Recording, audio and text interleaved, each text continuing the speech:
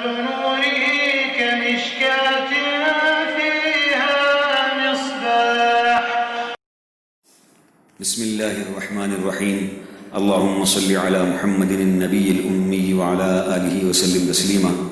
العطور المجموعة في ذکر النبی الحبیب صلی اللہ علیہ وسلم. مجلس نمبر 20. یہ سارے رسالے کی غایت عظمیٰ، یعنی یہ سارا جو رسالہ ہے، یہ ساری کتاب جو پڑھی جا رہی ہے، اس کا انجام اور اس کا مقصد اور سب سے بڑا مقصد یہ اسی مجلس میں بیان کیا جا رہا ہے. اور وہ مقصد کیا ہے؟ وہ محبت و متابعت کاملہ، کہ اللہ کے نبی صلی اللہ علیہ وسلم سے محبت بھی کامل ہو اور اتباع بھی کامل ہو. اتباع کہتے ہیں فالو کرنے کو. گزشتہ ساری مجالس محبوب و حبیب خدا صلی اللہ علیہ وسلم کی محبت و عظمت اور احترام پیدا کرنے کے لیے منعقد کی گئی، جس کے بغیر ایمان نہیں. محبت صرف حکایت کی چیز نہیں، وہ ایک کیفیت ہے. یعنی محبت کوئی کہانی یا بات چیت نہیں ہے، بلکہ وہ کیفیت ہے جو الفاظ اور عبارات سے بالاتر ہے، اور ایسی چیز ہے جو دل میں بس جانے کے بعد محبوب کو ہر چیز پر غالب کر دیتی ہے. یعنی جب محبت دل کے اندر آ جاتی ہے تو جس سے محبت کی گئی وہ سب سے بڑا مقصد ہو جاتا ہے. نہ اس کے سامنے ننگ و ناموس یعنی شرم و حیا کوئی چیز ہے، عزت و شرافت کوئی شے ہے، اور یہ ایمان کے لیے لازمی ہے، اس کے بغیر ایمان نہیں. چنانچہ قرآن پاک میں ہے والذین آمنوا اشد حبا للہ، اور محبت رسول اللہ پاک کی محبت میں شامل ہے. اللہ پاک کی محبت اور رسول اللہ صلی اللہ علیہ وسلم کی محبت ہر دوسری محبتوں پر اشد یعنی غالب ہونا چاہیے. اللہ کی اور رسول صلی اللہ علیہ وسلم کی محبت ہر دوسری محبتوں پر غالب ہونا چاہیے. جب کسی کی محبت عزت و ذلت یا نفع نقصان کے مقابلے میں آئے تو اللہ اور اس کے رسول صلی اللہ علیہ وسلم کی محبت ہر چیز پر غالب آ جائے، تب ایمان ہے. محبت و ایمان ایک قلبی اور خفی عمل ہے. اس قلبی عمل کی ظاہری علامت اور اس کی سچائی اور اس کا ثمرہ زندگی کے ظاہری اعمال ہیں. یعنی محبت و ایمان جو ہے یہ ایک دل کے اندر چھپا ہوا عمل ہے، اور جب یہ دل کا عمل ظاہری علامت اختیار کرتا ہے اور سچائی کے ساتھ اور پورا عمل ہوتا ہے، تو پھر اس کا پھل یہ ہوتا ہے کہ اس کی ظاہری زندگی یعنی دیکھنے کے اعتبار سے جو زندگی ہوتی ہے وہ سنتوں کے مطابق ہوتی ہے. کہ جس پر ایمان ہو اس کی رضا اور عدم رضا میں امر و نہی کے احکام پر چلنا، یعنی اعمال صالحہ کو اختیار کرنا اور منع کی ہوئی باتوں کو چھوڑنا تو واجب ہے ہی، لیکن سچی محبت اور کامل ایمان اور عشق کا تقاضا یہ ہے کہ محبوب کے عادات و اخلاق اور مرغوبات میں بھی شوق اور رغبت سے ان کا اتباع کیا جائے، تاکہ بندہ اللہ تعالیٰ کا محبوب بن جائے، جیسا کہ اللہ تعالیٰ کا ارشاد ہے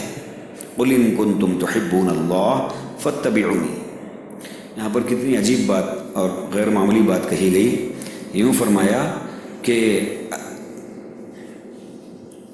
جس پر ہمارا ایمان ہے یعنی اللہ پر اور اس کے رسول صلی اللہ علیہ وسلم پر، ان کی رضا اور عدم رضا، کہ جن باتوں سے وہ راضی ہوتے ہیں اور جن باتوں سے وہ ناراض ہوتے ہیں، اور جن باتوں پر چلنے کا حکم دیا گیا ہے، اعمال صالحہ کو اختیار کرنے کا، نیک اعمال کو اختیار کرنے کا حکم دیا گیا ہے، اور جن باتوں سے منع کیا گیا ہے وہ ان باتوں پہ تو عمل کرنا یہ تو واجب ہے ہی، لیکن آپ کی سچی محبت اور کامل ایمان اور عشق کا تقاضا کیا ہے؟ اس کا تقاضا یہ ہے کہ محبوب یعنی جس سے ہماری محبت ہے اللہ سے اور اللہ کے رسول صلی اللہ علیہ وسلم سے، خصوصاً یہاں پر محبوب سے مراد نبی پاک صلی اللہ علیہ وسلم ہے، کہ نبی پاک صلی اللہ علیہ وسلم کے عادات، اخلاق اور مرغوبات، یعنی جو باتیں نبی صلی اللہ علیہ وسلم کو پسندیدہ ہیں وہ بھی شوق اور رغبت سے ان کا اتباع کرنا چاہیے. یہ محبت کا تقاضا ہے. ورنہ صرف جو باتیں بتائی گئی ہیں اس پر عمل کر لینا وہ جو ہے محبت کامل نہیں ہے، یعنی محبت کا اعلیٰ درجہ نہیں ہے. اور ایمان اور عشق کا تقاضا تو یہ ہے کہ عادات بھی، آپ صلی اللہ علیہ وسلم کے اخلاق بھی اور آپ صلی اللہ علیہ وسلم کی پسندیدہ چیزیں بھی ہم کو شوق اور رغبت کے ساتھ ہمارے دلوں کے اندر بیٹھ جائے اور اس پر عمل کی رغبت بڑھ جائے. جب محبوب کی عادات و اخلاق جب ہمارے دل میں اور شوق سے اور رغبت سے اس پر اتباع ہوگا تو پھر اللہ سبحانہ و تعالیٰ اس بندے سے محبت کریں گے. جیسے اللہ نے قرآن میں فرمایا قُلْ إِن كُنتُمْ تُحِبُّونَ اللَّهَ فَاتَّبِعُونِي، کہہ دیجئے محمد صلی اللہ علیہ وسلم کہ جو اللہ سے محبت کرنا چاہے وہ میری اتباع کرے، یعنی آپ صلی اللہ علیہ وسلم کی اتباع کرے تو پھر اللہ ان سے محبت کرے گا. اتباع سنت احکام کے طور پر کہیں واجب ہے اور کہیں مستحب ہے، لیکن محبت کے تقاضے پر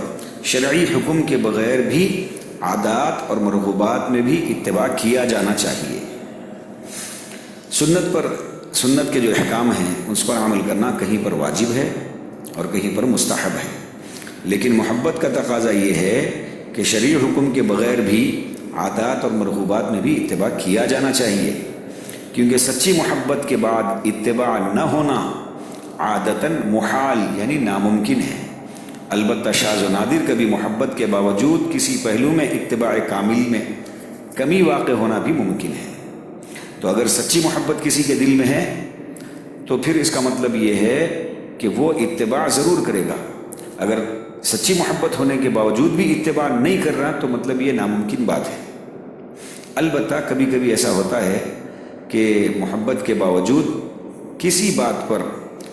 اتباع کامل یعنی اتباع مکمل اعلیٰ درجے کی اتباع میں کبھی کمی ہو جاتی ہے. اب یہ کمی کیوں ہوتی ہے کہ دو وجہ بتائی گئی یہاں پر. یہ کمی بعض وقت کسی معذوری کی وجہ سے ہوتی ہے، اس میں تو کوئی ملامت ہی نہیں، لیکن بعض وقت کسی کا نفس حیوانی گناہ نہ کہ شیطانی گناہ میں اس طرح رنگین ہو جاتا ہے کہ وہ اس گناہ سے باز ہی نہیں آتا. اگرچہ مومن ہے تو بار بار ضرور توبہ کرے گا اور اپنے علاج کی فکر کرے گا کہ نفس کو برائی سے روکنا تو اختیار ہے، اس لیے معذور قرار نہیں دیا جائے گا. دنیا میں اس فعل بد کی سزا بھگتنی پڑے گی. تو دو وجوہات ہیں کہ کبھی اتباع تو کرنا ہی ہے، اتباع کامل کی ہی بات چل رہی ہے اس مجلس میں، یعنی اعلیٰ درجے کی مکمل اتباع، کہ اس میں بعض مرتبہ کمی واقع ہوتی ہے، کمی ہو جاتی ہے. کہ ایک وجہ اس کی یہ ہے کہ کسی معذوری کی وجہ سے کہ کوئی عذر آ گیا تو اس کی وجہ سے، یا پھر دوسری وجہ یہ ہے کہ کسی کا نفس جو ہے حیوانی گناہ بہت ہی گندے اور خطرناک گناہ کے اندر جو ہے ایسے مبتلا ہو جاتا ہے جس کی وجہ سے وہ گناہ سے دور ہی نہیں ہوتا. حالانکہ وہ مومن ہے، مسلمان ہے، لیکن وہ گناہ سے دور ہی نہیں ہوتا. تو اس کو چاہیے، جس کی وجہ سے سنت پہ عمل جو ہے اس کی اتباع مکمل نہیں کر سکتا، تو اس لیے اس کو چاہیے کہ اپنے علاج کی فکر کرے. ایسا ہوتا ہے ہم سب کے ساتھ بھی، بہت سے لوگوں کے ساتھ بھی، کہ سنتوں پر عمل کرتے ہوئے زندگی گزارتے ہیں، لیکن نبی صلی اللہ علیہ وسلم کی کامل محبت اور کامل اتباع دل میں نہیں اترتی. تو اس کی ایک وجہ یہ ہوتی ہے کہ ہم بڑے گناہ کے اندر مبتلا ہیں. تو اس کے لیے بہت ضروری ہے، یہاں پر حضرت نے لکھا کہ اپنے علاج کی فکر کریں. نفس کو برائی سے روکنا تو یہ ہمارے اختیار میں ہے، اور جب یہ ہمارے اختیار میں ہے تو ہم کو معذور نہیں کہا جائے گا. اسی لیے اس سے توبہ کریں، استغفار کریں، اللہ سے معافی مانگیں. اور جب یہ گناہ کے اندر ایسا مبتلا ہو جاتا ہے تو دنیا میں اس فعل بد کی سزا بھگتنی پڑے گی. آگے گناہوں کے ساتھ اس ایمانی حالت کے برعکس بعض لوگوں میں ظاہری اعمال میں اتباع شریعت و سنت پایا جاتا ہے، لیکن قلب میں محبت نہیں ہوتی، جس کے بغیر اخلاص اور ایمان محال ہے. بس جب اخلاص نہ ہوا تو ان اعمال کا صدور جذب نفاق سے ہوگا، کیونکہ اعمال کا محرک قلب ہے. اگر اس میں محبت ہے تو اعمال میں اخلاص ہوگا، اور اگر کوئی دوسرا جذبہ ہے تو اعمال میں بھی وہی چیز ہوگی. یہ بھی بہت اہم بات ہے کہ گناہوں کے ساتھ اگر جو ہے اس ایمانی حالت کے برعکس بعض لوگوں میں ظاہری اعمال میں اتباع سنت و شریعت پایا جاتا ہے کہ ایمان تو ہے، مومن بھی ہے، لیکن گناہوں کے ساتھ زندگی گزر رہی ہے. تو پھر کیا ہوتا ہے کہ ظاہری اعمال میں تو سنت اور شریعت پائی جا رہی ہے، کہ دیکھ رہے ہیں آپ لباس سنت کا ہے، چہرہ سنت کا بنا ہوا ہے، یہ تو سنت والے ہیں، لیکن دل میں نبی صلی اللہ علیہ وسلم سے محبت نہیں ہے، قلب میں محبت نہیں ہے. کہ اگر قلب میں محبت ہوتی تو وہ گناہ نہیں کرتے تھے. اب جب قلب میں محبت نہیں ہے تو پھر اس کے بغیر، محبت کے بغیر، دل میں محبت کے بغیر اخلاص اور ایمان محال ہے، یعنی ناممکن ہے، اخلاص نہیں ہو سکتا۔ اور جب اگر اخلاص نہیں ہوا عمل میں تو پھر وہ نفاق کا جذبہ پیدا ہونا شروع ہو جاتا ہے، کیونکہ اعمال کا محرک قلب میں ہے، اگر اس میں محبت ہے تو اعمال میں اخلاص ہوگا۔ تو عمل جو اصل ہوتا ہے اس کی بنیاد دل ہے، دل، اور اگر دل میں محبت ہے اور وہ بھی خالص محبت ہے تو اعمال میں بھی اخلاص ہوگا۔ اور اگر کوئی دوسرا جذبہ ہے، جیسے گناہ کا بھی جذبہ دل کے اندر ہے، تو اعمال کے اندر بھی وہی چیز ہوگی، اس میں اخلاص نہیں ہوگا۔ اللہ ہم سب کی اس حالت سے، ایسی حالت سے حفاظت فرمائے۔ یہ صورتحال آج کل زیادہ ہو رہی ہے کہ عملی اور اعتقادی نفاق کا زور ہے، لیکن اس کی مثالیں شروع ہی سے ملتی ہیں۔ لیکن آج کل یہ بہت زیادہ ہو گیا ہے کہ ظاہری طور پہ تو جو ہے لباس وغیرہ تو سنت کا ہے، لیکن اندر سے گناہوں میں مبتلا ہے، تو اس کو عملی نفاق کہا گیا ہے، اعتقادی نفاق کہا گیا ہے۔ تو یہ آج کل تو بہت زیادہ ہو رہا ہے، لیکن اس کی مثالیں شروع سے بھی ملتی ہیں۔ جب اسلام کا غلبہ شروع ہوا تو بعض خالص منافقین نمازیں پڑھتے تھے، حج اور جہاد، سب اعمال ظاہرہ کرتے تھے، اور آپ صلی اللہ علیہ وسلم کو ماننے اور محبت کرنے کا دعویٰ زبانی بھی کرتے تھے، لیکن آپ صلی اللہ علیہ وسلم نے ان کے نفاق کی خبر دی، اور حضرت حذیفہ رضی اللہ عنہ کو ایک ایک کے نام بتا دیے تھے، بعد میں ان کا اعلان بھی فرما دیا تھا، کیونکہ ان کے قلوب میں محبت رسول نہ تھی، صرف دنیاوی مفاد کی خاطر شکل و صورت اور اعمال ظاہری اختیار کر کے اسلام کا اظہار کرتے تھے۔ اللہ ہماری ایسی باتوں سے، ایسی چیزوں سے حفاظت فرمائے۔ اس مجلس میں، یہ جو مجلس پڑھی جا رہی ہے، اس مجلس میں سچے محبان رسول کے لیے، یعنی جو سچی محبت اللہ کے نبی صلی اللہ علیہ وسلم سے کرتے ہیں، اللہ کے حبیب سید الکونین صلی اللہ علیہ وسلم کے محاسن، یعنی آپ صلی اللہ علیہ وسلم کی اچھائیاں، اور خصائل مبارکہ، یعنی آپ صلی اللہ علیہ وسلم کی جو مبارک عادتیں تھیں، یعنی طبیعت سے جو اندر سے عادتیں تھیں، وہ بیان ہوں گی، تاکہ ان کا اتباع کریں اور اپنی محبت کی سچائی کا ثبوت دے کر فلاح دارین اور سعادت حقیقی حاصل کریں، کہ محبت کی سچائی کا ثبوت دے کر دنیا اور آخرت کی کامیابی اور سعادت حقیقی حاصل کریں۔ ان سنتوں میں سے جس چیز پر اپنے ضعف یعنی کمزوری کی بنا پر اتباع مشکل ہو یا سخت دشوار ہو، اس کو دل سے مرغوب یعنی دل سے پسندیدہ سمجھنا ضروری ہے، اور اپنی محرومی پر افسوس ہو۔ تو آگے جتنی بھی سنتیں بیان کی جا رہی ہے، جتنی سنتیں بھی ہم کو زندگی میں معلوم ہوں، اس پر عمل تو کرنا ہم کو کرنا ہی ہے، لیکن اگر کسی مجبوری کی وجہ سے یا کمزوری کی وجہ سے کسی سنت پر اتباع ہمارا مشکل ہے، تو پھر دل سے اس سنت سے تو محبت کرنا ہی ہے، لیکن جو سنت پر عمل نہیں کر سک رہے ہیں اس کی محرومی پر ہم کو افسوس ہونا چاہیے۔ لیکن جن لوگوں کو ان سنتوں کی اہمیت نہیں، ان کے بیان میں ان کے ایمان میں روح نہیں۔ یہ بہت بڑی بات لکھی ہوئی ہے کہ جن لوگوں کو ان سنتوں کی اہمیت نہیں، ان کے ایمان میں روح نہیں، کہ جن کو جو ہے ان سنتوں کی اہمیت نہیں ہے، ان کا ایمان بے جان ہے۔ روح نہیں رہنے کا مطلب بے جان ہے، محض زبانی دعویٰ ہے، اور جو ان سنتوں کا مذاق اڑاتے ہیں وہ دائرے اسلام سے خارج ہیں۔ اس مجلس میں عادات و مرغوبات کے علاوہ بعض سنن ہدا کا ذکر بھی آ جائے گا کہ جن کا تاکیدی حکم اور چھوڑنے پر وعید آئی ہے۔ الحاصل جس درجے کی محبت ہوگی اسی درجے کا اخلاص و اتباع سنت بھی ہوگا۔ تو جس درجے کی محبت ہوگی نبی صلی اللہ علیہ وسلم کی ہمارے دل میں، اسی درجے کا اخلاص بھی ہوگا اور اتباع سنت بھی ہوگا۔ اور ظاہر ہے کہ جب کمال درجے کی محبت واجب ہے تو کمال اتباع بھی واجب ہوگا۔ کمال درجے کی محبت کا واجب ہونا یہ گزشتہ مجلسوں میں گزر چکا۔ اس مجلس میں آپ صلی اللہ علیہ وسلم کے حقوق جو امت کے ذمے ہیں، ان میں ایک درود شریف پڑھنے کا عمل بھی ہے، جن کے فضائل اور حکمتیں تو پہلے بیان ہو چکی، اور پہلے درود شریف 40 حدیث اس رسالے میں بیان ہو چکی۔ اسی طرح حضور اقدس صلی اللہ علیہ وسلم کے محاسن یعنی اچھائیاں میں سے آپ صلی اللہ علیہ وسلم کا حسن و جمال اور حلیہ شریف بھی ہے، جس کا ذکر بھی گزشتہ مجلسوں میں آ چکا ہے۔ اب صرف سنتوں اور بعض دیگر محاسن و خصائل کا ذکر ہوگا۔ آگے درج ہونے والی سنتوں کو محض علم کی خاطر نہ پڑھیں، بلکہ ہر سنت پر عمل کرنے کی نیت کر لیں،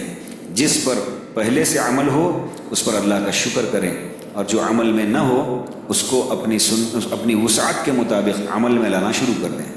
یہ مسنون طریقہ زندگی صرف لوگوں ہی کے لیے نہیں بلکہ ہم سبھی کو ان کا اتباع کرنا چاہیے۔ چلنے کا انداز، حضور صلی اللہ علیہ وسلم کی عادت شریفہ کچھ جھک کر اور کچھ تیز رفتار سے مردانہ وار پاؤں زمین سے اٹھا کر چلنے کی تھی۔ چلتے ہوئے ایسا معلوم ہوتا تھا گویا کہ کسی اونچی جگہ سے نیچے کو اتر رہے ہیں، کہ آدمی اگر ڈھلان پہ چلے، اتار پہ چلے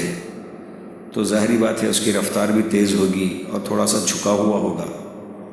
تو یہ انداز نبی پاک صلی اللہ علیہ وسلم کا تھا چلنے کا۔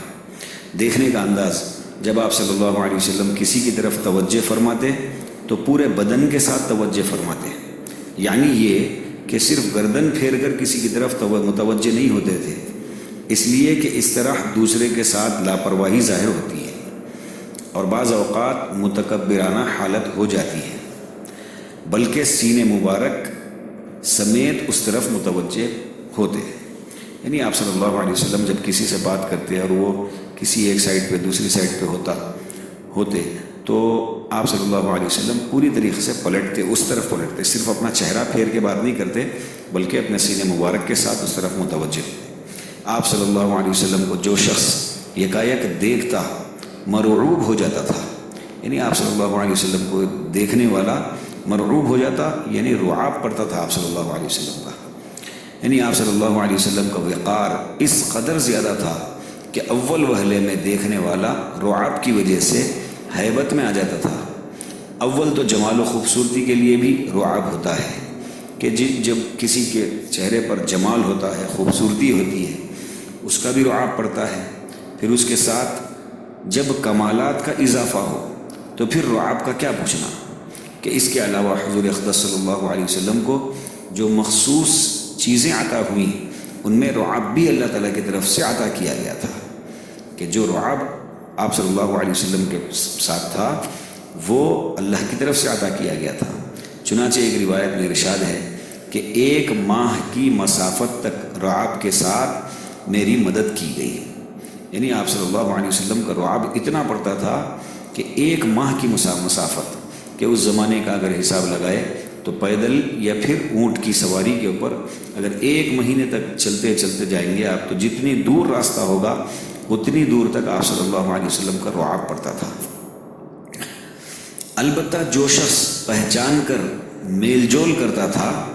وہ آپ صلی اللہ علیہ وسلم کے اخلاق کریمانہ اور اوصاف جمیلہ کا گھائل ہو کر آپ صلی اللہ علیہ وسلم کا محبوب بنا لیتا تھا۔ یہ تو رعاب تو ایک انجانے لوگوں کے اوپر پڑتا تھا، لیکن جو شخص آپ صلی اللہ علیہ وسلم کو پہچان لیتا اور میل جول کرتا تھا، آپ صلی اللہ علیہ وسلم سے ملتا جلتا تھا، جیسے صحابہ تھے، تو وہ آپ صلی اللہ علیہ وسلم کے اخلاق کریمانہ یعنی کریم اخلاق اور اوصاف جمیلہ جو آپ صلی اللہ علیہ وسلم کے بڑے خوبصورت وصف تھے، عادتیں تھیں، تو ان سے زخمی ہو جاتا، گھائل ہو جاتا اور آپ صلی اللہ علیہ وسلم کو محبوب بنا لیتا تھا۔ تبسم کا انداز، اکثر ہنسنا آپ صلی اللہ علیہ وسلم کا تبسم ہوتا اور اس میں دندان مبارک جو ظاہر ہوتے تو ایسے معلوم ہوتے جیسے بارش کے اولے، اور دندان مبارک سے برق کی روشنی نمودار ہوتی تھی، کہ آپ صلی اللہ علیہ وسلم کا ہنسنا خود تبسم تھا۔ تبسم کہتے ہیں مسکرانے کو، اور جب مسکراتے آپ صلی اللہ علیہ وسلم تو پھر اس میں دندان مبارک، آپ صلی اللہ علیہ وسلم کے دانت مبارک جو ظاہر ہوتے تو ایسا معلوم ہوتا تھا جیسے بارش کے اولے، بارش بہت زیادہ سردی کے زمانے میں بارش ہو گئی تو اولے گرتے برف کے ٹکڑوں کی طرح،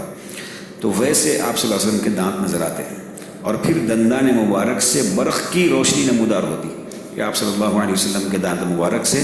برق یعنی بجلی کی طرح روشنی نمودار ہوتی، چمکتی۔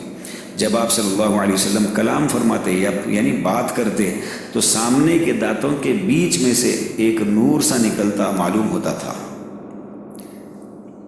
غصہ، دنیا اور دنیاوی امور کی وجہ سے آپ کو کبھی غصہ نہ آتا تھا، چونکہ آپ صلی اللہ علیہ وسلم کو ان کی پرواہ بھی نہ ہوتی تھی، اس لیے کبھی دنیاوی نقصان پر آپ کو غصہ نہ آتا تھا۔ البتہ اگر کسی دینی امر اور حق بات سے کوئی شخص تجاوز کرتا، یعنی کسی دینی کام میں یا حق بات سے کوئی شخص دور ہو جاتا یا بہت آگے کی باتیں کر دیتا، تو اس وقت آپ کے غصے کی کوئی تاب نہ لا سکتا تھا، کوئی برداشت نہیں کر سکتا تھا، اور کوئی اس کو روک بھی نہ سکتا تھا، یہاں تک کہ آپ صلی اللہ علیہ وسلم اس کا انتقام نہ لے لیں۔ تو یہاں پر اس بات کی بھی ہم کو جو ہے تربیت ہے کہ دنیاوی امور کے اندر یہ غصہ یہ مسنون نہیں ہے، البتہ کہ دینی امور میں اور حق بات کے اندر اگر کسی کو غصہ آ رہا ہے تو پھر حق بجانب ہے۔ حیا کا ذکر، حضرت ابو سعید خدری رضی اللہ عنہ کہتے ہیں کہ حضور اکرم صلی اللہ علیہ وسلم شرم و حیا میں کنواری لڑکی سے جو پردے میں ہو کہیں زیادہ بڑھے ہوئے تھے۔ جب حضور صلی اللہ علیہ وسلم کو کوئی بات ناگوار ہوتی تو ہم آپ صلی اللہ علیہ وسلم کے چہرے سے پہچان لیتے۔ حضور صلی اللہ علیہ وسلم شرم و حیا کی وجہ سے اظہار ناپسندیدگی بھی نہ فرماتے تھے، کثرت حیا کی وجہ سے کسی شخص کے چہرے پر نگاہ نہیں جماتے تھے، یعنی آنکھوں میں آنکھ ڈال کر کسی سے بالمقابل نہ ہوتے تھے۔ آپ صلی اللہ علیہ وسلم کے پاس ایسی شرم و حیا تھی کہ اگر کوئی بات آپ صلی اللہ علیہ وسلم کو پسند نہ آتی تو آپ صلی اللہ علیہ وسلم اس شرم و حیا کی وجہ سے وہ ناپسندیدگی کا اظہار بھی نہیں کرتے تھے لوگوں کے سامنے۔ ہاں البتہ چہرے پر اس کے آثار سے صحابہ فرماتے ہیں کہ ہم آسانی سے پہچان لیتے تھے کہ اللہ کے نبی صلی اللہ علیہ وسلم کو یہ چیز پسند نہیں ہے۔ اور کثرت حیا کی وجہ سے کسی آدمی کے چہرے پر نگاہ نہیں جماتے تھے، یعنی آنکھوں میں آنکھیں ڈال کر کسی سے مقابلہ نہیں کرتے تھے۔ سونے کا طریقہ، آپ صلی اللہ علیہ وسلم سونے سے قبل ہر آنکھ میں 3 سلائی سرما کی ڈالتے تھے۔ تو سرما 3 سلائی لگانا، جو سرمے دانی کے ساتھ جو کاڑی آتی ہے اس کو سلائی کہتے ہیں۔ اور جب آپ صلی اللہ علیہ وسلم اپنی خوابگاہ یعنی بستر پر جاتے تو اپنا داہنا ہاتھ اور اپنے داہنے رخسارہ یعنی داہنے کلے کے نیچے رکھتے، اور جب سوتے تو آواز کے ساتھ سوتے اور داہنی کروٹ پر سوتے تاکہ سونے میں مدد ملے۔ رسول اللہ صلی اللہ علیہ وسلم نے فرمایا کہ میری آنکھیں سوتی ہیں اور میرا دل نہیں سوتا، اور یہ بھی فرمایا کہ مجھ کو نسیان نہیں ہوتا، یعنی مجھے بھول نہیں ہوتی، لیکن میں بھلا دیا جاتا ہوں تاکہ اس کے متعلق احکام سنت قرار پائیں۔ کتنی عجیب بات ہے، یہ فرمایا کہ میری آنکھیں سوتی ہیں میرا دل نہیں سوتا، یعنی آپ صلی اللہ علیہ وسلم سوتے ہوئے بھی پوری سمجھ اور فہم اور ہوش میں ہوتے، اور یہ بھی فرمایا کہ مجھ کو نسیان نہیں ہوتا، یعنی بھول نہیں ہوتی، لیکن میں بھلا دیا جاتا ہوں تاکہ اگر بھول کی وجہ سے جو احکامات اللہ کے ہیں وہ احکامات امت تک کیسے پہنچے، اس لیے اللہ کی طرف سے یہ نظام ہے کہ نبی پاک صلی اللہ علیہ وسلم کو وہ باتیں بھلا دی جاتی تاکہ اس بھول کے احکامات اللہ کی طرف سے نازل ہو۔ آپ صلی اللہ علیہ وسلم ہمیشہ بیدار مغز رہتے تھے، باوجود اس بیدار مغزی کے آپ صلی اللہ علیہ وسلم کی نماز فجر کا قضا ہو جانا ایک حکمت الہی کے سبب تھا کہ قضا کا حکم امت پر ظاہر ہو جائے۔ یہاں پر جو 2 باتیں اوپر کہی گئی کہ آپ صلی اللہ علیہ وسلم نے فرمایا کہ میری آنکھیں سوتی ہیں میرا دل نہیں سوتا، اور دوسری بات فرمائی کہ مجھے بھول نہیں ہوتی لیکن میں بھلا دیا جاتا ہوں، تو اس کی مثال یہاں پر مل جائے گی کہ آپ صلی اللہ علیہ وسلم ہمیشہ بیدار مغز رہتے تھے۔ بیدار مغز مطلب کہ پوری ہوش والی نیند، ایسی نیند جو بے ہوشی والی نیند نہ ہو، بیدار مغز رہتے تھے، اور باوجود اس بیدار مغزی کے، ایسی نیند کے باوجود بھی آپ صلی اللہ علیہ وسلم کی نماز فجر جو قضا ہوئی ایک مرتبہ،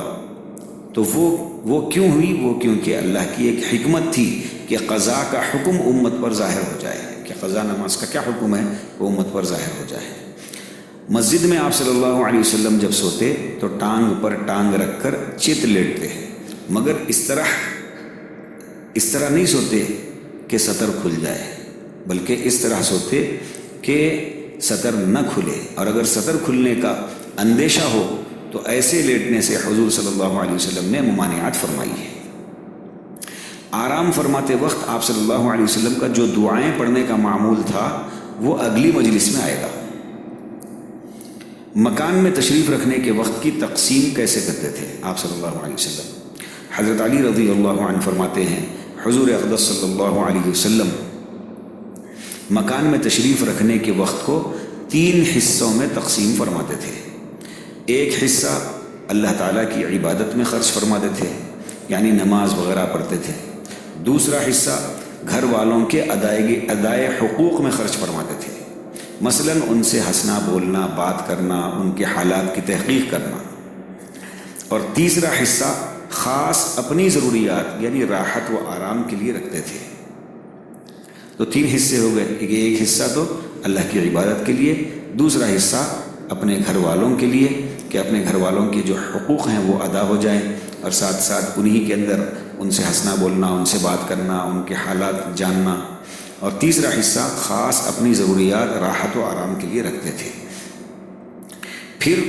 وہ جو حصہ اپنی ضروریات اور راحت و آرام کے لیے رکھتے تھے، اس حصے میں 2 حصے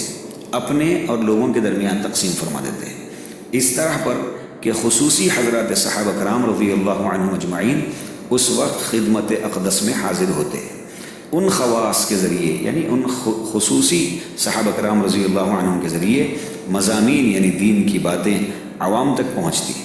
ان لوگوں سے کسی چیز کو اٹھا کر نہ رکھتے تھے،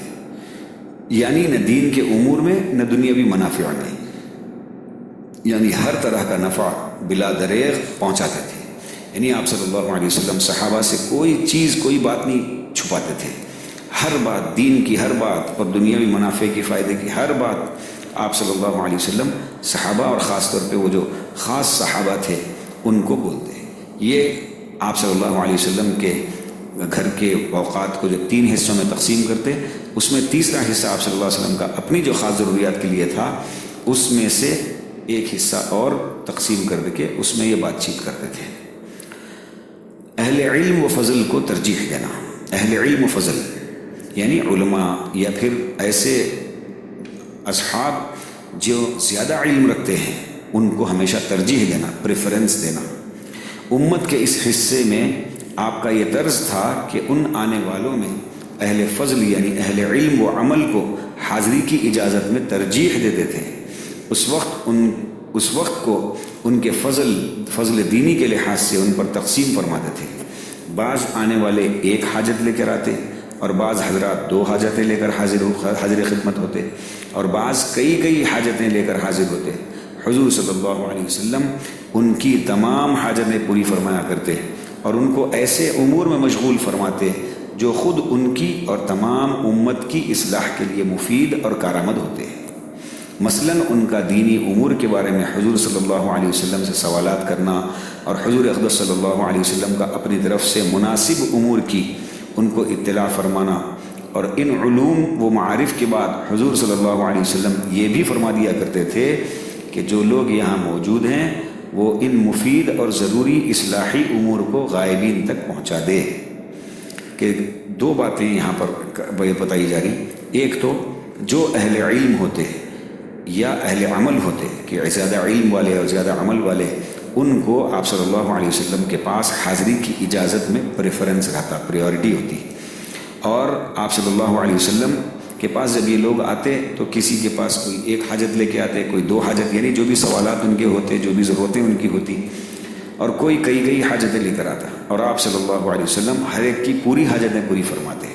اور پھر ان کو ایسے کام دے کے بھیجتے کہ وہ امت کی اصلاح کے لیے فائدہ مند ہو، یعنی دین کے کام،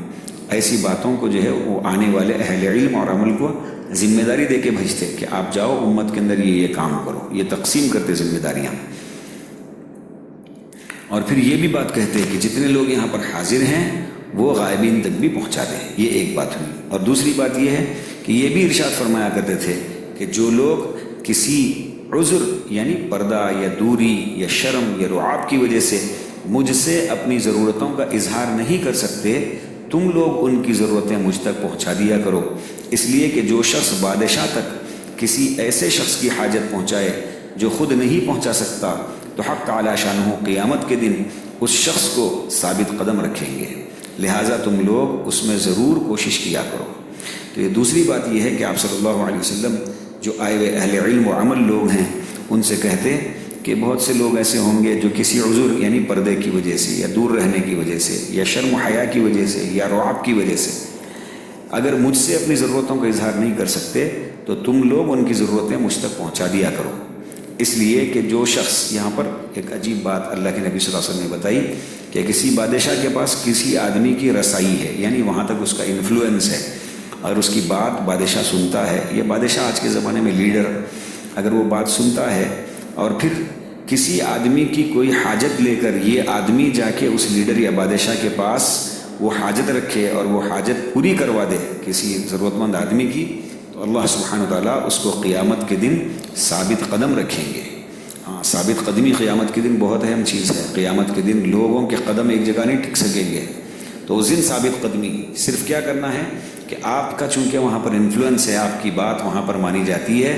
تو وہاں پر آپ جو ہے ریکمینڈ کر دیں، آپ کے ریکمنڈیشن سے کسی کا کام بن جائے، تو پھر اللہ سبحانہ تعالیٰ اس پر اتنا ثواب دیتے ہیں کہ قیامت کے دن اس کو ثابت قدم رکھتے ہیں۔ مجلس مبارک کا منظر، آپ صلی اللہ علیہ وسلم کی مجلس کیسی ہوتی تھی؟ مجلس مبارک میں ضروری اور مفید ہی باتوں کا تذکرہ ہوتا تھا، اور ایسے ہی امور کو حضور اقدس صلی اللہ علیہ وسلم صحابہ کرام رضی اللہ عنہم سے خوشی سے سنتے تھے۔ اس کے علاوہ لا یعنی بیکار اور فضول باتیں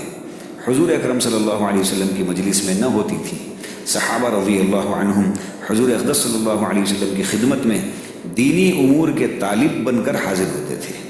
اور بلا کچھ چکھے وہاں سے نہیں آتے تھے۔ چکھنے سے مراد امور دینیہ کا حاصل کرنا بھی ہو سکتا ہے اور حصی چکھنا بھی مراد ہو سکتا ہے، اس لیے کہ حضور صلی اللہ علیہ وسلم جو کچھ موجود ہوتا اس سے تواضع فرماتے ہیں۔ خصوصی احباب کا جب مجمع ہوتا ہے تو موجود چیز کی تواضع ہوتی ہی ہے۔ تو یہاں پر یہ فرمایا گیا کہ نبی پاک صلی اللہ علیہ وسلم کی مجلس مبارک میں کوئی فضول گفتگو نہیں ہوتی، اور ایسے ہی امور کا تذکرہ ہوتا جو فائدے مند ہو۔ بیکار کی گفتگو اور بیکار کی باتیں نہیں ہوتی تھی۔ اور صحابہ کرام رضی اللہ عنہم نبی پاک صلی اللہ علیہ وسلم کی خدمت میں دینی کاموں کے اعتبار سے طالب بن کر، کہ مجھے کچھ حاصل ہو جائے، طالب بن کر آتے تھے، اور وہاں سے کچھ چکے بغیر نہیں جاتے۔ تو یہاں پر چکے بغیر نہیں جاتے، اس کے دو مطلب لیے گئے۔ ایک، چکنے سے مراد کہ امور دینیہ یعنی دین کی باتوں اور دین کے کاموں کا جو ہے حاصل کرنا، یہ بھی ہو سکتا ہے، اور دوسرا کہ نبی پاک صلی اللہ علیہ وسلم کے پاس جو کچھ بھی ہوتا کھانے پینے کے لیے یا پھر فروٹ ہو جو بھی ہو، وہ آپ صلی اللہ علیہ وسلم رکھ دیتے، تو وہ چکے بغیر نہیں آتے۔ تو اس سے جو ہے آپ صلی اللہ علیہ وسلم ساتھیوں کی جو تواضع کرتے ہیں، یعنی مہمان کا استقبال جو کرتے، وہ بھی اس سے سبق حاصل ہوتا ہے۔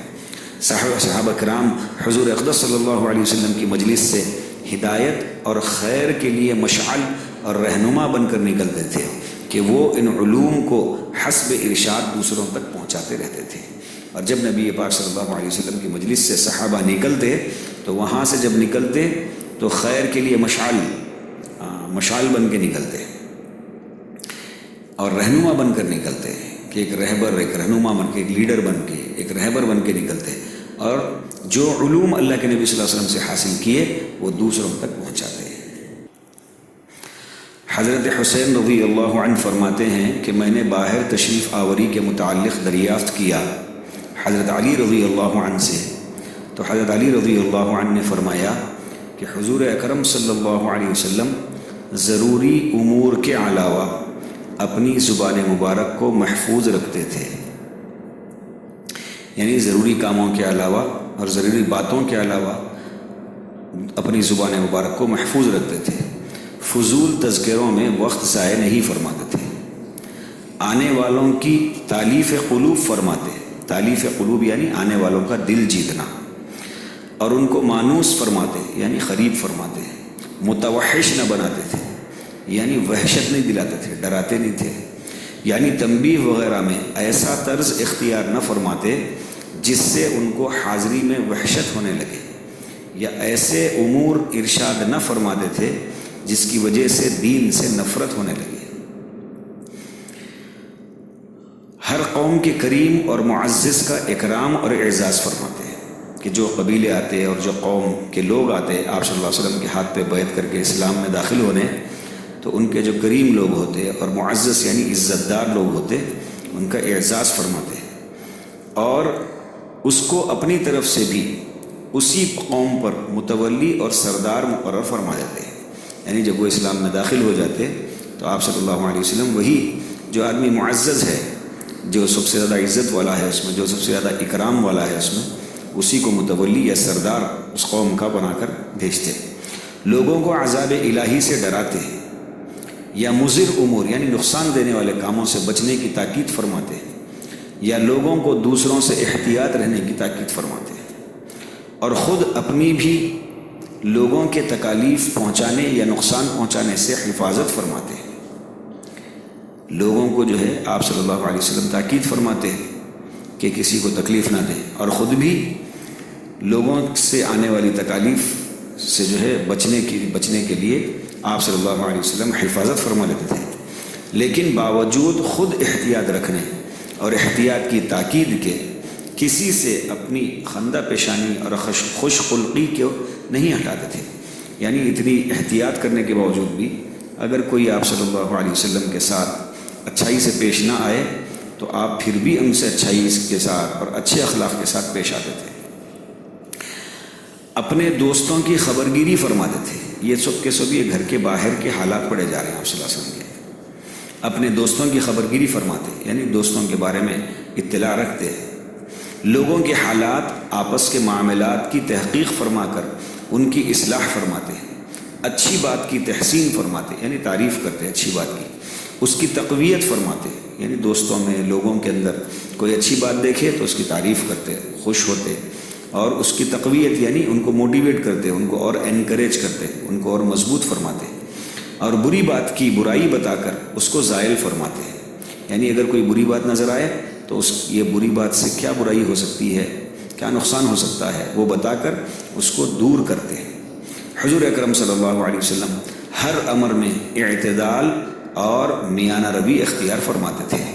اعتدال یعنی ماڈریٹ، درمیانہ چال کو بولتے ہیں، نہ کہ تلون اور گڑبڑ کہ کبھی کچھ فرما دیا یا کبھی کچھ۔ یہ ایسا نہیں تھا آپ صلی اللہ علیہ وسلم کا کہ کبھی ایک بات بول دی ہے کبھی دوسری بات بول دی ہے، ایسا نہیں تھا، بلکہ اپنی ایک رائے پر قائم رہتے تھے اور کبھی ایسی باتوں میں کبھی گڑبڑ نہیں فرماتے تھے۔ لوگوں کی اصلاح سے غفلت نہیں فرماتے تھے کہ مبادا وہ دین سے غافل ہو جائیں یا کسی امر میں حد سے بڑھ جانے کی وجہ سے دین سے اکتا جائیں، اس لیے حضور اکرم صلی اللہ علیہ وسلم ان کے حالات سے غفلت نہ فرماتے تھے۔ آپ صلی اللہ علیہ وسلم لوگوں کے حالات سے غفلت نہیں برتتے تھے کہ کہیں ایسا نہ ہو جائے کہ وہ دین سے غافل ہو جائیں، یا پھر کسی کام کے اندر حد یعنی اسلامی جو حد ہے اس سے کہیں آگے نہ بڑھ جائیں، اور کہیں ایسا نہ ہو کہ وہ دین سے اکتا نہ جائیں یعنی بیزار نہ ہو جائیں۔ اس لیے آپ صلی اللہ علیہ وسلم کبھی ایسی باتوں سے غفلت نہیں کرتے تھے، ہر ایک کی برابر خبر رکھتے کہ اس کی نگرانی کرتے، خاص طور پہ نگرانی کرتے کہ کہیں وہ بیزار تو نہیں ہو رہا، کہیں وہ حد سے آگے تو نہیں نکل جا رہے، کہیں وہ جو ہے عمل تو نہیں کر رہے، کہیں وہ غفلت تو نہیں برت رہے۔ ہر کام کے لیے آپ صلی اللہ علیہ وسلم کے یہاں ایک خاص انتظام تھا۔ امر حق میں نہ کبھی کوتاہی فرماتے تھے، نہ حد سے تجاوز فرماتے تھے کہ آپ صلی اللہ علیہ وسلم حق کی باتیں بتانے میں، حق کے کام کرانے میں کبھی کوتاہی بھی نہیں فرماتے تھے اور کبھی حد سے بھی آگے نہیں نکل جاتے تھے، کہ اس کا مطلب یہ ہے کہ بہت زیادہ بھی ایک دم کام نہیں دیتے تھے اور کہیں لوگوں کو اسلامی حد سے آگے بھی نکلنے نہیں دیتے تھے۔ آپ صلی اللہ علیہ وسلم کی خدمت میں حاضر ہونے والے خلقت کے بہترین افراد ہوتے تھے، یعنی آپ صلی اللہ علیہ وسلم کے پاس جو آتے تھے وہ اس انسانیت کے بہترین افراد ہوتے تھے۔ ظاہری بات ہے صحابہ جو ہے بہت بہترین لوگ ہیں۔ آپ صلی اللہ علیہ وسلم کے نزدیک افضل وہی ہوتا تھا جس کی خیر خواہی عام ہو، یعنی ہر شخص کی بھلائی چاہتا ہو۔ آپ صلی اللہ علیہ وسلم کے نزدیک بڑے رتبے والا وہی ہوتا تھا جو مخلوق کی غمگساری اور مدد میں زیادہ حصہ لے۔ تو نبی پاک صلی اللہ علیہ وسلم کے پاس افضل آدمی وہی ہوتا تھا جس کی مزاج کے اندر ہر شخص کے ساتھ بھلائی کرنا ہو، اور آپ صلی اللہ علیہ وسلم کے نزدیک بڑے رتبے والا وہی آدمی ہوتا تھا جس کے اندر ایک مخلوق کا غم ہو، کہ مخلوق کی خدمت کا غم، ان کی بھلائی کی فکر اور مدد میں زیادہ حصے لینے والا ہو۔ آپ صلی اللہ علیہ وسلم کی جو مجلس ہوتی تھی اس کے اور زیادہ حالات یہاں پر بیان کیے جا رہے ہیں۔ حضرت امام حسین رضی اللہ عنہ کہتے ہیں کہ میں نے حضور صلی اللہ علیہ وسلم کی مجلس کے حالات دریافت کیے تو انہوں نے فرمایا کہ آپ صلی اللہ علیہ وسلم کی نشست و برخاست یعنی مجلس صبح اللہ کے ذکر کے ساتھ ہوتی تھی، اور جب کسی جگہ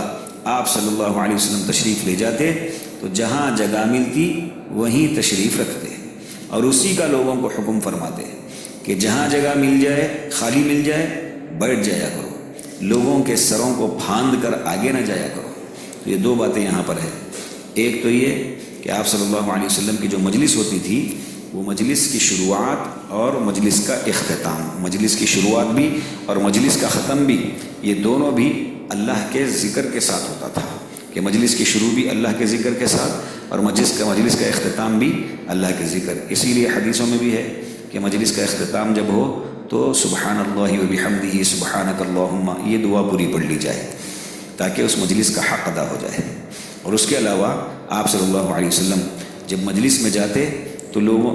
آپ کا خود کا بھی عمل تھا اور لوگوں کو بھی یہی تاکید فرماتے تھے کہ جہاں خالی جگہ ملی وہیں بیٹھ جاؤ، لوگوں کو پھاند کر یعنی ان کے کاندھوں کے اوپر سے ان کو انگل کر آگے مت آؤ۔ یہ امر جداگانہ ہے کہ جس جگہ حضور صلی اللہ علیہ وسلم بیٹھ جاتے وہی جگہ پھر صدر مجلس بن جاتی ہے۔ یہ الگ بات ہے کہ آپ صلی اللہ علیہ وسلم کو جہاں جگہ ملی آپ صلی اللہ علیہ وسلم وہیں بیٹھ جاتے تو وہ صدر مجلس بن جاتی، یعنی اس جگہ کی طرف سب لوگ متوجہ ہو جاتے، کیونکہ آپ صلی اللہ علیہ وسلم آ چکے ہوتے تو سب اس طرف متوجہ ہو جاتے۔ آپ صلی اللہ علیہ وسلم حاضرین مجلس میں سے ہر ایک کا حق ادا فرماتے ہیں، یہ بھی مجلس کے آداب میں سے بہت اہم ہے، یعنی بشاشت اور بات چیت میں جتنا اس کا استحقاق ہوتا اس کو پورا فرماتے ہیں، کہ آپ کے پاس کا ہر بیٹھنے والا یہ سمجھتا تھا کہ حضور صلی اللہ علیہ وسلم میرا سب سے زیادہ اکرام فرما رہے ہیں۔ آپ صلی اللہ علیہ وسلم جب مجلس میں بیٹھتے تو اتنی بشاشت طبیعت میں ہوتی، یعنی خوش دلی کے ساتھ بیٹھتے کہ مجلس میں جتنے لوگ ہیں ہر ایک کا حق ادا کرتے اور ہر ایک کی طرف متوجہ ہوتے، اور جو بھی آپ صلی اللہ علیہ وسلم کے پاس بیٹھتا وہ یہی سمجھتا تھا کہ حضور صلی اللہ علیہ وسلم سب سے زیادہ اکرام اس مجلس میں میرا فرما رہے ہیں۔ کتنا انداز اخلاق کا آپ صلی اللہ علیہ وسلم کا تھا، جو آپ کے پاس بیٹھتا یا کسی امر میں آپ کی طرف مراجعت کرتا، یعنی جو آپ صلی اللہ علیہ وسلم کے پاس بیٹھتے یا کسی کام میں آپ کی طرف آتے اور متوجہ ہوتے تو حضور اکرم صلی اللہ علیہ وسلم اس کے پاس بیٹھے رہتے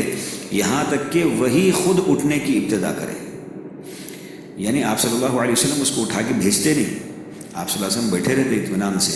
جب تک کہ وہ اپنی بات پوری کر کے اٹھ نہ جائے، آپ صلی اللہ علیہ وسلم نہیں اٹھتے تھے۔ جو آپ صلی اللہ علیہ وسلم سے کوئی چیز مانگتا آپ اس کو مرحمت فرماتے ہیں، یعنی کوئی چیز کوئی اگر کسی آپ صلی اللہ علیہ وسلم سے مانگتا تو پھر آپ صلی اللہ علیہ وسلم اس کو دے دیتے، اور اگر نہ ہوتی تو نرمی سے جواب فرماتے ہیں۔ آپ صلی اللہ علیہ وسلم کی خندہ پیشانی اور خوش خلقی تمام لوگوں کے لیے عام تھی، کہ آپ صلی اللہ علیہ وسلم کے جو اخلاق تھے یہ سب کے لیے عام تھے۔ آپ تمام خلقت کے شفقت میں باپ تھے اور تمام خلقت حقوق میں آپ کے نزدیک برابر تھی، کہ آپ صلی اللہ علیہ وسلم کے نزدیک تمام خلقت، تمام انسانیت حقوق میں آپ کے نزدیک برابر تھی۔ آپ صلی اللہ علیہ وسلم کی مجلس کی 4 خصوصی باتیں کیا تھیں؟ آپ صلی اللہ علیہ وسلم کی مجلس علم و حیا اور صبر و امانت تھی، یعنی یہ 4 باتیں کہ علم، حیا، صبر، امانت، یہ 4 باتیں اس میں حاصل کی جاتی تھیں، یا یہ کہ چاروں باتیں ان مجالس میں موجود ہوتی تھیں، نہ اس میں شور و شغب ہوتا، یعنی کوئی شور ہنگامہ گڑبڑ نہیں ہوتی تھی، نہ کسی کی عزت و آبرو اتاری جاتی تھی، کہ ایسی مجلسیں آپ صلی اللہ علیہ وسلم کی نہیں ہوتی تھی کہ جس میں کسی شخص کی عزت نکالنے کی باتیں ہو رہی یا پھر جو ہے اس کی بے عزتی ہو رہی ہو۔ اس مجلس میں اگر کسی سے کوئی لغزش ہو جاتی تھی تو اس کو شہرت نہیں دی جاتی تھی، یعنی ایسے مجلس میں آپ صلی اللہ علیہ وسلم کی مجلس میں اگر کسی سے کوئی غلطی ہو جاتی تھی تو اس کو وہیں خاموش جو ہے اس کو وہیں رفع دفع کر دیا جاتا، ختم کر دیا جاتا اس بات کو، اس کی شہرت نہیں ہوتی تھی، شہرت نہیں کی جاتی تھی، آپس میں سب شمار کیے جاتے تھے، سب برابر شمار کیے جاتے تھے، حسب نسب کی بڑائی نہ سمجھتے تھے۔ یہ عربوں میں خاص طور پہ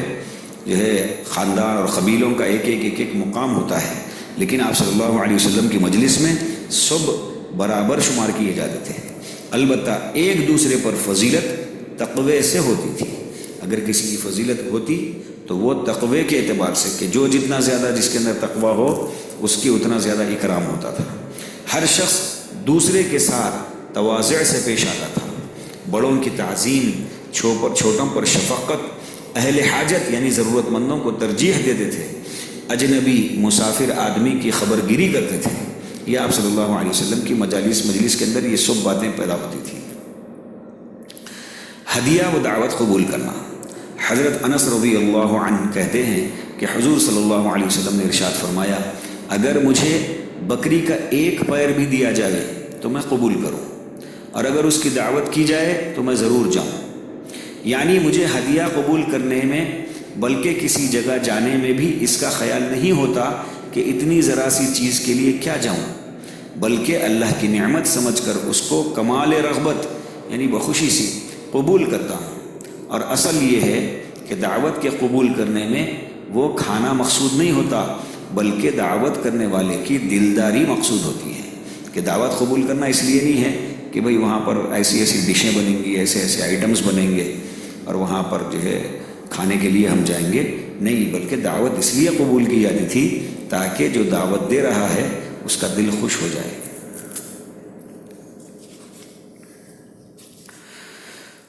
دولت کدے پر بعض نجی مشاغل، یعنی آپ صلی اللہ علیہ وسلم کی جو ہے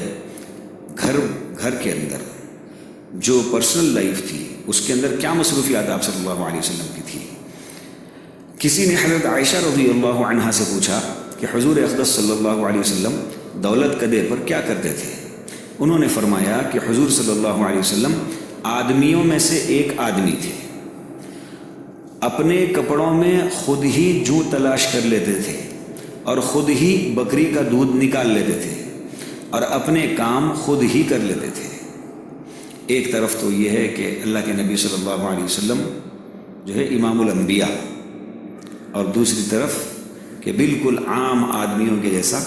رویہ اور برتاؤ آپ صلی اللہ علیہ وسلم کا. فائدہ، آدمیوں میں سے ایک آدمی تھے، اس کا مطلب یہ ہے کہ عام آدمیوں کی طرح اپنے گھر کا اکثر و بیشتر کام خود کر لیا کرتے تھے. اپنی ضروریات اور گھر کے کاروبار کرنے میں حضور صلی اللہ علیہ وسلم کو کچھ گرانی یا تکبر مانے نہ ہوتا تھا. یعنی یہ دل میں نہیں آتا تھا کہ میں فلاں ہوں، بلکہ بالکل تواضع کے ساتھ. ایک حدیث میں ہے کہ جو کام اور لوگ اپنے گھروں میں کرتے ہیں وہ حضور صلی اللہ علیہ وسلم بھی کر لیا کرتے تھے. بعض روایات میں مثال کے طور پر کچھ کام بھی گنوا دیے جیسا کہ اس روایت میں گزرا ہے. اسی طرح دوسری روایت میں ہے کہ اپنا کپڑا سی لیا کرتے تھے، اپنے جوتے کا پیوند خود ہی لگا لیا کرتے تھے، اپنے کپڑے کو پیوند لگا لیا کرتے تھے، وغیرہ وغیرہ. اوپر کی حدیث میں جوں تلاش کرنے کا بھی ذکر ہے، اور علماء کی تحقیق یہ ہے کہ حضور اکرم صلی اللہ علیہ وسلم کے بدن یا کپڑوں میں جوں نہیں پڑتی تھی. اس کی وجہ ظاہر ہے کہ جوں بدن کے میل سے پیدا ہوتی ہے اور پسینے سے بڑھتی ہے، اور حضور اقدس صلی اللہ علیہ وسلم سراسر نور تھے، وہاں میل کچیل کہاں تھا. اسی طرح آپ صلی اللہ علیہ وسلم کا پسینہ سراسر گلاب تھا جو خوشبو میں استعمال کیا جاتا تھا. بھلا عرق گلاب میں جوں کا کہاں ذکر ہو سکتا ہے. اس لیے تلاش کرنے کا یہ مطلب ہے کہ اس احتمال سے کہ شاید کسی دوسروں کی جوں چڑھ گئی ہو تو تلاش فرماتے تھے. بعض علماء نے فرمایا ہے کہ تلاش کرنا دوسروں کی تعلیم کے لیے تھا کہ جب حضور صلی اللہ علیہ وسلم کو اس کا اہتمام کرتے دیکھیں گے تو زیادہ اہتمام کریں گے. آپ صلی اللہ علیہ وسلم کے اخلاق کا نمونہ اور رضا بالقضاء. حضرت انس رضی اللہ عنہ فرماتے ہیں کہ میں نے حضور صلی اللہ علیہ وسلم کی خدمت کی ہے. مجھے کبھی کسی بات پر حضور صلی اللہ علیہ وسلم نے اف تک بھی نہیں فرمایا، نہ کسی کام کے کرنے پر یہ فرمایا کہ کیوں کیا، اور اسی طرح نہ کبھی کسی کام کے نہ کرنے پر یہ فرمایا کہ یہ کیوں نہیں کیا. حضور اقدس صلی اللہ علیہ وسلم اخلاق میں تمام دنیا سے بہتر تھے. ایسے ہی خلقت کے اعتبار سے یعنی تمام انسانیت کے اعتبار سے بھی، حتیٰ کہ میں نے کبھی کوئی ریشمی کپڑا یا خالص ریشم یا کوئی اور نرم چیز ایسی نہیں چھوئی جو حضور اقدس صلی اللہ علیہ وسلم کی بابرکت ہتھیلی سے زیادہ نرم ہو، اور میں نے کبھی کسی قسم کا مشک یا کوئی عطر حضور اکرم صلی اللہ علیہ وسلم کے پسینے کی خوشبو سے زیادہ خوشبودار نہیں سونگا۔ فائدہ، یہ کوئی مبالغہ آمیزی یا اعتقادی بات نہیں۔ مبالغہ آمیز مطلب ایگزاجریٹ کرنا، بڑا چڑھا کے بولنے کی کوئی بات نہیں ہے یہ، بلکہ یہ حقیقت ہے، یہ بیان کیا جا رہا ہے۔ حضور صلی اللہ علیہ وسلم کا پسینہ مبارک جمع کر کے خوشبو کی جگہ استعمال کیا جاتا تھا، جس سے آپ صلی اللہ علیہ وسلم مصافحہ کرتے تھے۔ تمام دن اس کے ہاتھ سے خوشبو مہکتی تھی۔ گناہوں کی کثرت سے بدن کی سڑان مجرب ہے۔ حضور صلی اللہ علیہ وسلم کا کسی چیز کے متعلق اف تک نہ فرمانا، یہ کمال اخلاق اور غایت تواضع کی بنا پر تھا۔ تو یہاں پر ایک بات یہ کہی جا رہی کہ گناہوں کی جب آدمی کثرت کرتا ہے تو اس کی وجہ سے اس کے بدن کے اندر سے ایک عجیب قسم کی بو آتی ہے۔ تو یہ تو نبی پاک صلی اللہ علیہ وسلم تو سراپا جو ہے نورانی تھے، نورانی شخصیت تھے، اللہ کے نور کے حصے سے اللہ کے نبی صلی اللہ علیہ وسلم کو بنایا گیا تھا۔ تو یہ ظاہر سی بات ہے کہ آپ کے پسینے میں جو ہے خوشبو آئے گی، اور آپ مصافحہ کریں گے تو خوشبو بھی آئے گی۔ اور اوپر جو اخلاق بیان کیے گئے کہ کسی چیز کے متعلق اف تک نہ فرماتے تھے، یہ آپ صلی اللہ علیہ وسلم کا اعلیٰ درجے کا کمال اخلاق تھا اور حد درجے کی تواضع تھی کہ حضرت انس رضی اللہ عنہ کے کرنے نہ کرنے کو ان کا اپنا فعل، اپنا کام نہ سمجھتے تھے، بلکہ من جانب اللہ سمجھ کر اسی پر راضی ہو جاتے تھے۔ چنانچہ ایک حدیث میں ہے کہ حضور اکرم صلی اللہ علیہ وسلم یہ ارشاد فرمایا کرتے تھے کہ اللہ تعالیٰ جو چاہتا ہے وہی ہوتا ہے، مقدر میں ہوتا تو ہو جاتا۔ یہ محبوب کے فعل کے ساتھ غایت لذت ہے، یعنی اللہ جو ہے محبوب ہے، تو یہ اللہ کے فعل کے ساتھ یہ حد درجے کی جو ہے لذت ہے۔ اس بات کا یقین کرنا کہ جو اللہ چاہتا ہے وہی ہوتا ہے، اس پر یقین کرنا۔ اور صوفیہ کی اصطلاح میں، یعنی صوفیہ کے یہاں رضا بر قضا کی اصل اور سند ہے، یعنی جو مقدر ہے اس پہ راضی رہنا، یہ صوفیہ کے یہاں یہ اصل چیز ہے۔ رابعہ بصریہ رحمۃ اللہ علیہ کا مشہور مقولہ ہے، جس کا ترجمہ ہے کہ اے اللہ، اگر تو میرے ٹکڑے ٹکڑے بھی کر ڈالے تو میری محبت میں اس سے کچھ اضافہ ہی ہوگا۔ اور کاملین صوفیہ کے تمام ہی حالات حضور اقدس صلی اللہ علیہ وسلم ہی کے مختلف احوال سے اخذ کیے گئے، لیکن نبی کریم صلی اللہ علیہ وسلم کی ذات جامعیت کے کمال پر تھی، بعد میں جامعیت کا یہ درجہ نہیں رہ سکا۔ اس لیے حضرات صوفیہ کرام میں کسی جگہ حضور صلی اللہ علیہ وسلم کی کسی عادت کا ظہور ہوا اور کسی جگہ کسی دوسری حالت کا شیوع ہوا۔ یہاں پر حضرت رابعہ بصریہ رحمۃ اللہ علیہ کا بھی واقعہ بتا کر یہی کہا جا رہا ہے کہ وہ اللہ کی